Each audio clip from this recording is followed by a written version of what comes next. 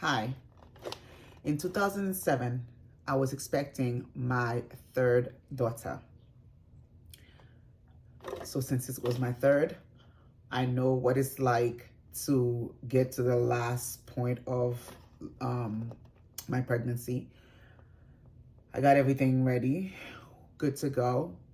And I went to my doctor's appointment. All was well. And on the Sunday, um, I was leaving my house to go to my father's house, and my water broke. And I told my sister and my husband, um, I'm going into labor, my water broke. They said, okay, we know the rule. We know what we need to do. The rules are straight.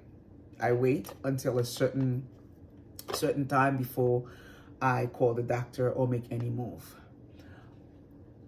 After an hour or so, I found it was strange. I called my doctor and I said, my water broke at such and such time. It's been an hour and 15 minutes and no, my dilation has been the same. There is nothing happening. She said to me, okay, stay still, stay put, stay home. Don't come in yet. Stay home.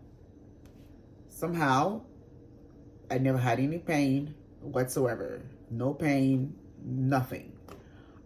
But by evening, I went to pee and it was weird.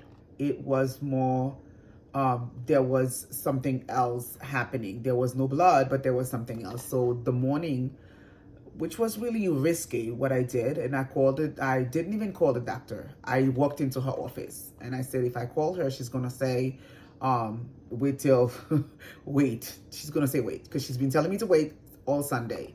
And so I walked into her office and I went to see her. She checked me and she said, you were out. I was fine. So since she said I was fine, I went back home. She sent me back home. And I asked, do I need to go to the hospital? She said, no, you don't need to go to the hospital. You're fine. And I said, okay, so I am fine. So my water broke on Sunday afternoon. I stayed home all Sunday. On Monday morning, I walked into her office. She checked me and sent me back home. So I went home. And as I'm home, I keep telling my husband, something is wrong, something is wrong, something is wrong.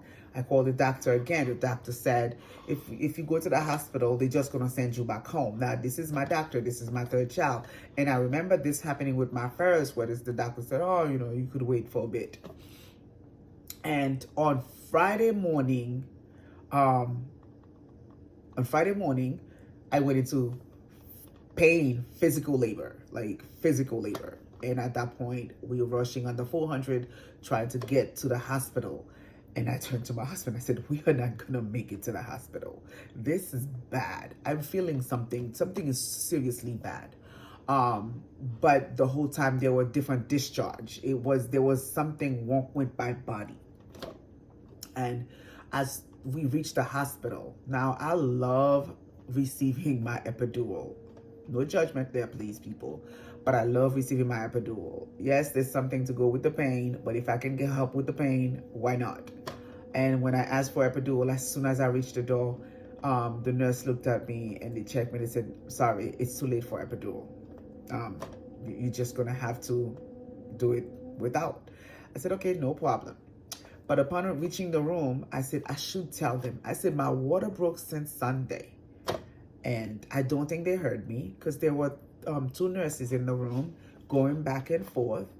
And a third nurse entered the room and I said, my water broke since Sunday. And she quickly gave me a glance, like a quick glance, and she went about her business, doing whatever she was doing. And I said, okay, listen, dear, you need to speak louder. This is me talking to myself. You need to speak louder. You need to let them know, because I don't think they know what they're dealing with. And I looked at one right in the face and I grabbed her arm. I said, my water broke since Sunday. And she looked up and she said, your water broke since Sunday? I said, yes, my water broke since Sunday. She said, this is Friday. I said, I know. The days of the week, I know. And as soon as I was done telling her this, the room was packed with nurses, technicians, you know. It was like 42nd Street into that room, people coming in and out. it got a little crazy because now they had to prep for something worse than they don't know what's happening, because I'm giving them partial of what I know. Now my doctor is nowhere to be found. Now understanding that I'm giving birth on the 6th. I was due on the 7th. I'm giving birth on the 6th. So the doctor has a lot of people that scheduled their birth on the 7th because it was 777, July 7/7. So everyone wants to be part of that date. Now mine was not, I'm not getting my labor induced. My labor is being done naturally, but my doctor is nowhere to be found. One, I went to her office to find her for her to send me to the for proper care. She sent me back home. I called her on the phone. She dismissed me over the phone. And now I'm in the hospital. She's nowhere to be found. Okay, once I told them that, they got everything prepped. So now they're prepping for, they know this child has been swallowing God knows what's in there, because she's trying to survive on her own. She's trying to make it out on her own. True, yes, as soon as I gave birth, was whole. She was swollen because she's been trying to survive on her own without any fluid, because it's all gone. Because what? My doctor was too, I don't know, missed out on that. So why am I sharing this? I am sharing this because I think if I went through it, most likely more than myself have been through this. Okay. Usually when something happens, we might say, oh my gosh, why am I the only one? I am pretty sure I'm not the only one. It's interesting. The nurse that I told me to share this, she said, why didn't you sue the doctor? I wasn't thinking of things like that. My thinking was, Lord, I want this child to survive. What do I do? What can be done? And all that could be done really at the time was prayer. There was nothing else that could be done. She stayed in the hospital for 2 weeks in the incubator. They trying to put oxygen into her, trying for her to survive, just really to survive. Her lungs were affected. So truthfully, this is a miracle child I'm speaking of here, because as my understanding, after I was told by a different doctor that my life as well as my child's life was at stake. Why? Because sometimes we go to the doctor and they are too busy to care for what we need.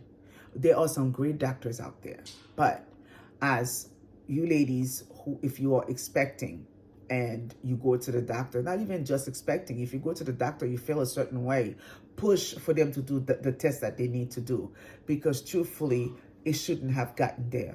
But I almost lost my baby. But you know what? She is 16 years old now, and I'm sharing this. It took me that long to be able to share this without me feeling some type of way about it, because everything happens for a reason. And it happened that the reason happened for me to be able to share my story with you. And she's a beautiful young lady. She's 16 years old. She was born with quite a bit of things that she will be in the hospital for quite a bit, in and out, but she survived and she is well. I will be sharing with you other miracles in her life. Thank you for listening.